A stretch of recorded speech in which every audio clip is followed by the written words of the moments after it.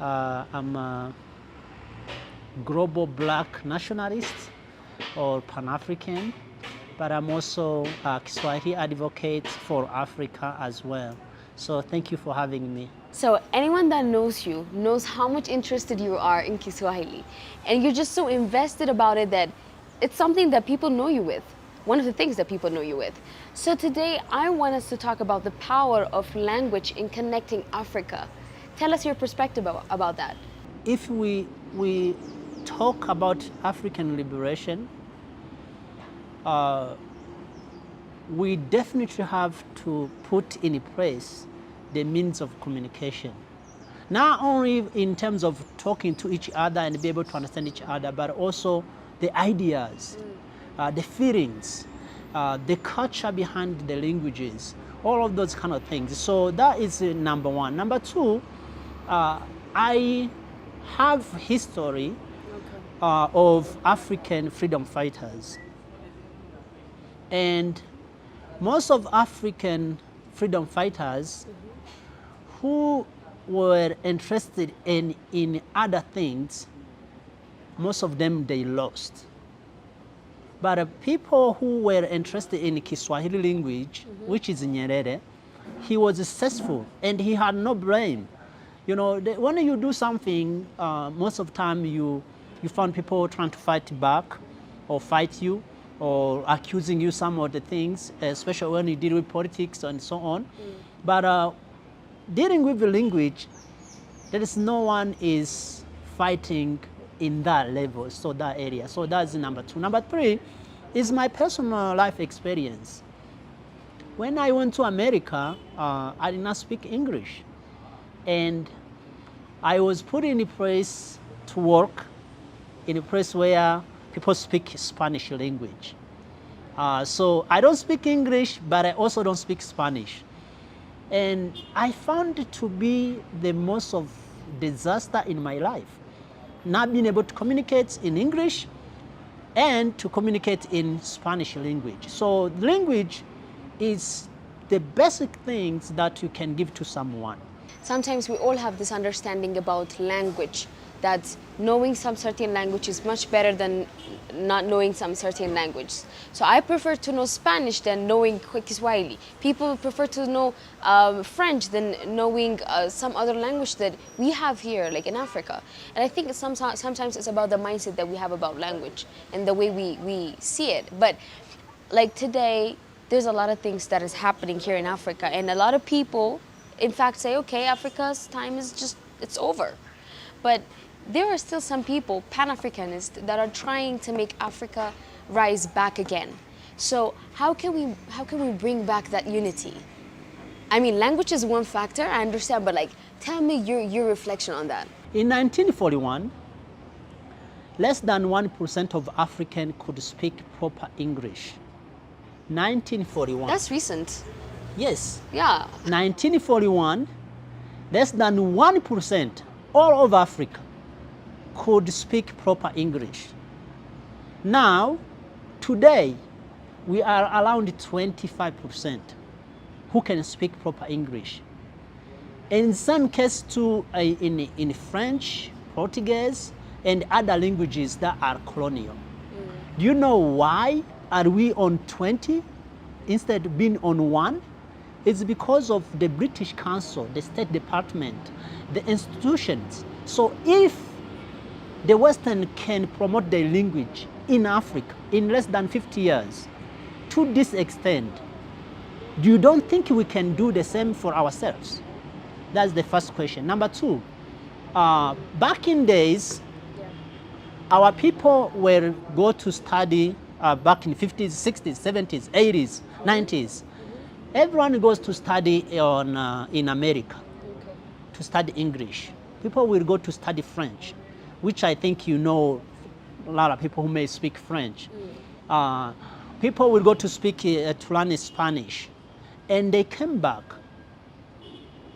And there is no change happened to Africa. Africa is the most of educated continent when it comes to our leaders. Dr. William Ruto, Cyril Ramaphosa of South Africa, Ghanaian President Nana Akufo-Addo, many degrees in Africa, but they are doing absolutely nothing to our people. So Nigeria, for instance, is the most educated country in the world. Okay. And black people in America, the black women in America are the most of women educated globally. But still, those education we accumulated with the languages, it did not help us. You know, it's even very amazing and shocking that people do not know that China has more than 302 languages. It's not one language. It's more than 302 languages in China, but they decided to have one unified language for themselves so that they can drive the economy, they can drive the development, which African, we are now willing to do so. Number two, back in the 1970s, 80s, almost 90s, there was 0% of students who leave Africa go to study in China or to study Chinese. It was 0%. Wow. Now, most of our people in Africa, they, in government even today, Yes. many governments, they hold Chinese degrees. So what are we missing? Okay, then tell me. This is what we're missing right now. If we fix this, if we find a solution for this problem, then I mean, there's nothing that we cannot do as an Africans. So what are we missing as a nation? As a nation, you mean Ethiopia, or what are you talking about? I mean, I'm just saying, like in terms of continent wise, what are we missing? Okay. Like, is it because the education system is corrupted? Is it because the politics is way too much interfering in a lot of things? Is it because we don't know about our history well? Is it because our mindset? What are we missing as an Africans? Why are we not growing as we're supposed to? So it's two of them, mentality and the priorities. What is the mentality means? We African people, anytime I say African, I mean black people. Okay. Anyone who lives on a motherland, Africa, but is not black, I'm not calling you African, because obviously you came from somewhere and you decide to live in Africa. It doesn't matter how long, but you came from somewhere. We the only indigenous to this land. And if I say black, that means when I say African, I mean Jamaicans, I mean Haitians. So all those are Africans. Black people in America, they are all Africans. Now, so when we talk about mentality, is how we make decisions is the problem, the biggest problem. For instance, Okay.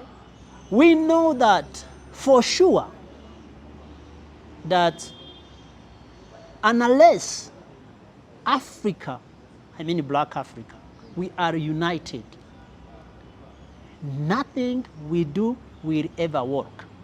Yes. Nothing. Forget about either is infrastructure, technology development, economic development, political emancipations. You know, all those things we talk about. Education. We want to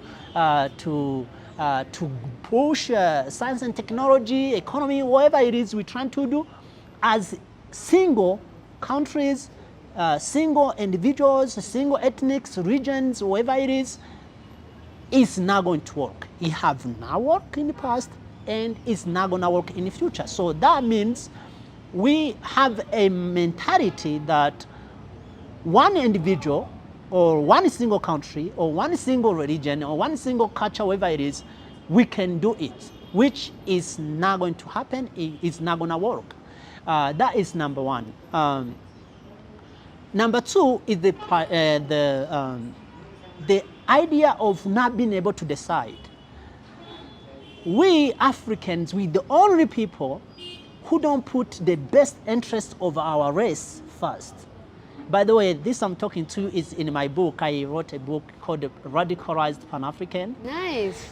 So it's in my book. We don't put the best interest of our race first. Everyone does it. Everyone. True.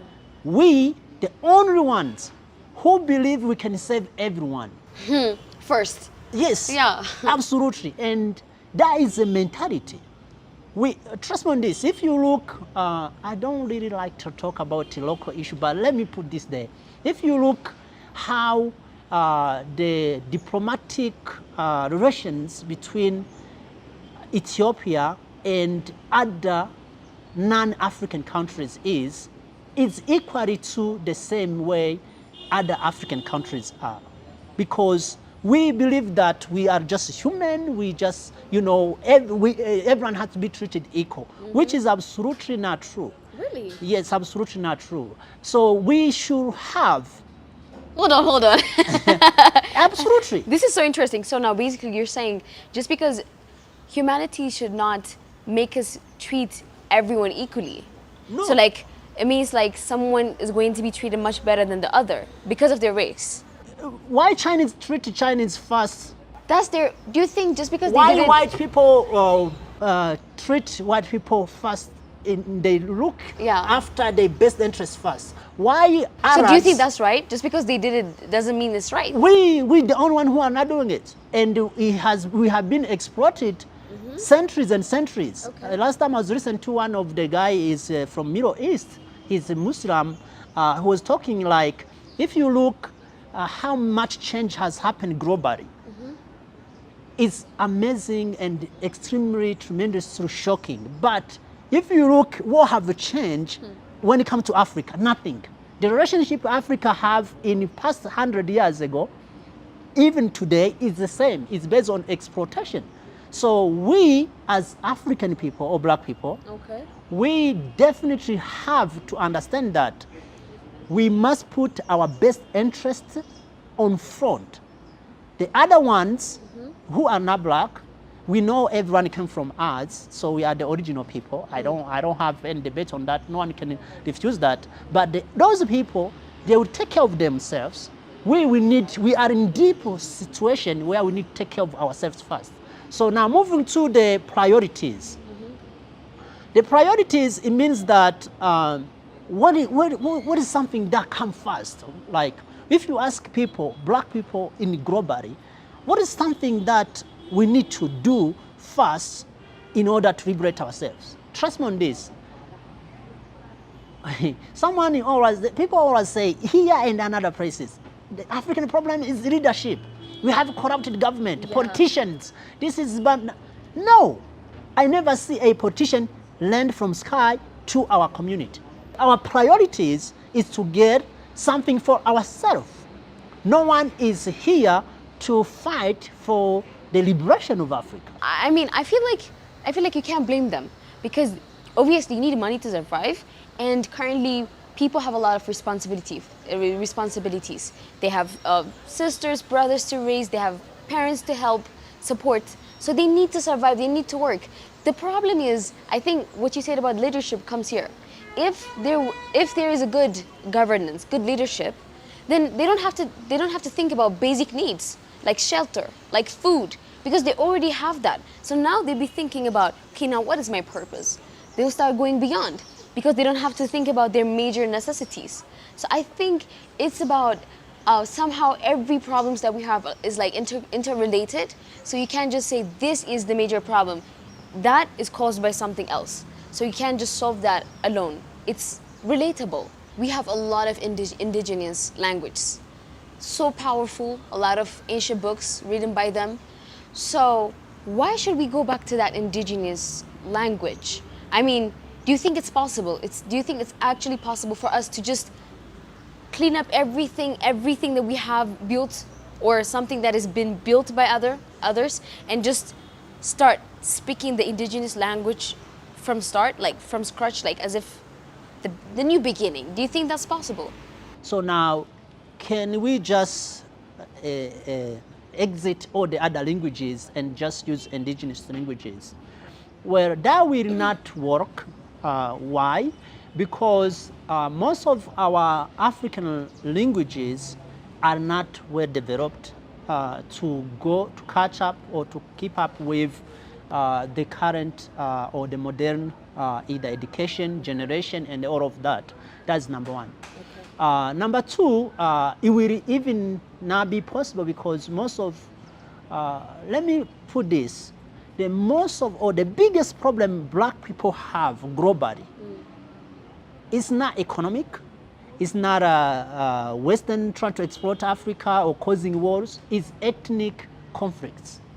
Globally, the biggest problem black people have globally is ethnic conflicts. So if you bring that, it's gonna cause ethnic conflicts over and over and over again. Exactly. So now, what can we do? We need one unified language. One single African unified language. Do you think that's harder? No, it's not. It's absolutely very easy. And it's very possible as well. So we need not to drop other languages we have as indigenous, but to protect them and to preserve them. But we need at least one unified language for all of us. We can speak, and when we finish to speak it, we speak our mother tongue languages. That's why we are talking about Kiswahili. So you say, do I think is impossible, or do I think is difficult? As I told you before, British Council, they decided to establish English among Africans and their colonies, Indian, everywhere. And they were able to accomplish that. So why don't you think we, as Africans, can accomplish even more when it's already our own language? The reason why I think it might not work for us is because I'm not pessimistic when it comes to my nation, my people. But as an Africans, we have came a different way. Our society is different. Our history is different. Our traumas is different. Our strength is different. Leave that alone. Our geographic location is different. So you can't expect something that works for some other nation will work for us, because they have different nation, like they have different history, different background, different, things. So they have different mentality than us. So it might not work out for us. What if it doesn't work out? What's plan B? What's plan C? We need to have that. When British implemented English in Kenya, and it is Ghana, it is Liberia, that is completely different people, has no history ties or nothing, but they were able to do that. So that is number one. Number two, we African having different background, different so-called countries. I don't believe in Africa we have any country. Those are the line drawn by white folks sitting in Europe, not even in Africa, and just say, hey, from now on, this is Kenya, this is Ethiopia, this is Tanzania, this is Uganda. Those are not countries. It's just a colonial or neo-colonization. Yeah. So if we have different culture, have different language, different history, different religion, different food, different mentality, different priorities, as I said. That is what makes us actually the best unity you can have. Uniting people who have different background is absolutely strong, very dominant actually, compared to any other unity you can have. And we are already united. People do not understand this. Trust me on this, we are already united. If you never step out from Ethiopia and go to outside of Africa, you may not understand this. But once you step out, you will find out that we are completely united. Black people, we are united. It's just the matter of fact that we just need to push a little bit further, and then it will be it. And without unity, there is no future for Africa. I repeat the speech of Mwalimu Julius Kambarage Nyerere. He spoke in 1996 in Ghana. There is no future for Africa. There has not been a future for Africa, past for Africa, and there will be no future. So the first thing we need to do is to create a single military power, a single currency, a single constitution, a single leader who will represent all of us. And any other thing we talk about, if it's weapons, if it's technology, if it's manufacturing cars or airplane, or all of those kind of things, we 100% can get there. It's a matter of time, but also we start from the unit. So you are doing what you can in your own ability, which I personally really, really admire, and I would love to thank you for what you're trying to do to make Africa Africa again. And you are doing, you're also like the director of the Ethiopian Kiswahili community. So tell us about that. Like, what are you doing regarding making Kiswahili and making Kiswahili a national or continent language? I think a lot of Ethiopians do not have right information about Kiswahili. So Kiswahili is Kiswahili or Swahili either way. It's the most spoken language in Africa by many countries and by many people. Not English, no Spanish, no French, or no Arabic is Kiswahili. Now, Kiswahili is a language that is non-ethnic and non-country language, also non-religion. And Kiswahili has been advocated in black diaspora, especially in America, since 1960s. So Kiswahili is a common language in black people in America. We have people like Dr. Maulana, who is black American human rights activists. We have people, we have universities, more than 100 universities in America that offer Kiswahili. Only in the US, especially those historically black college universities, ABCUs, that's how they are called. I'm not sure exactly in whole words. And Kiswahili has been adopted as this year, actually, the past 2 months, I believe, or 1 month, as the United Nations working language. It has already a day, which is July 7. United Nations, UNESCO has Kiswahili. It's the only African language that have a day inside the United Nations. Kiswahili has been adopted inside the African Union as working and official language. That means is the only African language inside the African Union that is as an African that is working and official language. Kiswahili is the official language and working language of East Africa Community, SADC, and Kiswahili, of course, is the official language and working language of Kenya, Uganda, Congo, DRC, Burundi, Rwanda, and South Sudan. Any member of East Africa Community country, they are in that area. So now, what we are doing here in Ethiopia, we want Kiswahili to be included in Ethiopian schools from primary school to universities. As it happened in Kenya in 1985, as it happened in other countries. I think 2006, if I'm not mistaken, it happened in Burundi and Rwanda and so on. The last country to adopt Kiswahili is actually Colombia in South America. So we want to be the same model that Ethiopia should include Kiswahili for the best interest of our people as black people, but also for the interest of Ethiopia as well. Ethiopia is an East African country. It's not a member of East Africa Community, but is as a location is in East Africa country. So in East African community and East African countries, which are your neighbors, they are in one way to another recognizing or teaching or speaking Kiswahili. So why not Ethiopia would do that? That's number one. Number two, if we talk anything, like that is what they call African Continental Free Trade Area, you cannot do business with someone who you cannot communicate with. That is what they call the integration. You cannot integrate with someone who you cannot communicate with. Yeah. You have to have something first in pocket, which is a means of communication and it's a language. So we want Ethiopia to include or to incorporate Kiswahili in Ethiopian school. I want to call my young Africans, especially Ethiopians, to do their best when it comes to Kiswahili language. It may not have benefits right now. That's definitely, it may not. Something like back in 1980s or 90s, no one will be interested to learn Chinese, which is Mandarin, actually it's not even Chinese, because there was no interest, there was no demand.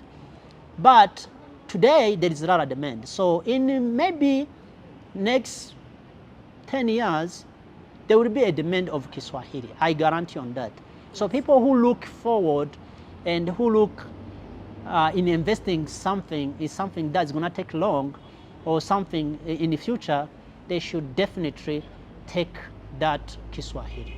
So, I mean, we've tried to mention major things by the time that we have, but if there's anything else that you love to add, anything else that you love to say, let me give you the chance and let's conclude. Yeah, definitely. I do have a few things I want to say. The first one is that I want to talk to young people to stop doing something because you are getting paid. Start doing something because it's right to do. Start doing something because it's honor, it's a pride. You don't just do something because someone is gonna pay you, or in the future you're gonna be able to accumulate anything. You do something because it's a pride. For instance, if you talk about defending your mom or Ethiopia or your religion or your sister, you don't defend them, you don't protect them, you don't spend all your energy because someone is gonna pay you. You do that because it's right to do, but it's also a pride, being honored. Be a hero. Stop being someone who can be bought and put in the pocket. Someone can pay for all your dignity and your respect, and then they put you in the pocket. No, stop doing that. The basic needs, which is most of the time food, where to sleep, and all of the clothes. I think if you have a mentality of doing something because it is right and it is honor, it is dignity, eventually those things will come alongside. It will have to come. If you are truly focusing on doing something for your race, I mean black people globally, if you are interested in saving your race, whether you may be hungry today, but eventually you will not be hungry. People will feed you. I guarantee on this. We've been doing the same thing. We've been sending our people to overseas, but they haven't made any change. There is so much money comes in Ethiopia or any other country from diaspora as helping our families. Buying house for our mom, horse or cars, whatever it is. We've been doing these things. It have not changed Africa. It have not bring any dignity and respect to our race. So we must shift. We need to do something to liberate ourselves. I want this to be the priority number one. Yeah. The priority number one is your race first. You need to understand this. I'm not teaching you to hate other race. I don't care what ethnic you are. Nobody knows and nobody cares.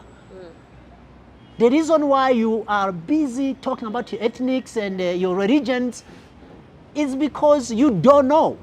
The most of resources that you think other ethnic is taking, I'm talking to Ethiopians and Nigerians most of the time, and the Eastern Congo, they are also having issue of ethnics. Maybe in South Africa too, I hear something like that, and Zambia, if I'm not mistaken. Kenya is not that big, but I'm talking to those people. The reason why you think, hey, this ethnic is my enemy, is because you don't know what non-African are taking from your country. If you knew how much you are fighting for the shillings, the birr, what is the kocha, whatever it is, the NAFTA from Eritrea, whatever the money they use. But the non-African are taking dollars. They are taking pounds. They are taking your buna. They are taking your gold, your diamonds, your gas, everything. So I want to call young people to just end this nonsense. There is nothing you can fight for your ethnic. it's not gonna work. You're gonna waste your time, your age, and eventually you're gonna even lose your life. And when you look back, there is no victory. Exactly. So the last one I want to tell people, young people again, is to watch careful what's going on in the Western African countries, Mali, Burkina Faso, and Niger. These countries are creating something that it may be something that we may need in the future. I don't know exactly, I haven't done a lot of research on it, but it seems like these people are going towards the unity we are looking for. So young people, we should try to see if this is really, because as I said, the biggest thing we need to do is uniting as black people globally. This is the only thing we need to do. There is no other thing. There is absolutely no other thing. And if we can do that, we will be able to defend ourselves. We will be able to do anything that we are capable of doing. But if we don't do that, trust me on this, anything we do is gonna end by destruction.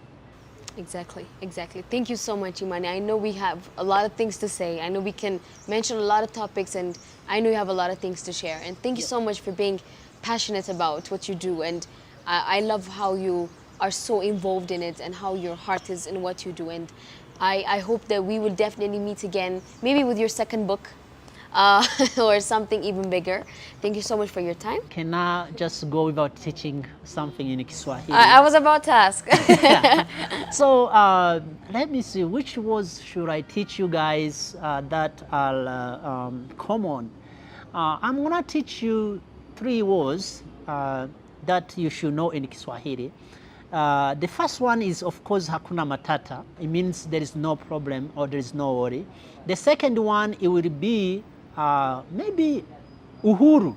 I don't think a lot of people knows exactly the meaning of uhuru. It means freedom. And the last one, it will be, let me use pesa. Okay. M-Pesa. I think you guys saw that on Safaricom. M-Pesa. So pesa, it means money. So it's the pesa in Kenya, in Tanzania. If someone say leta pesa, it means bring money. I think that is what I can teach you. And safari means to travel. Mungu ibariki Africa, or God bless Africa. Amen. Thank you so much for having me. Thank you.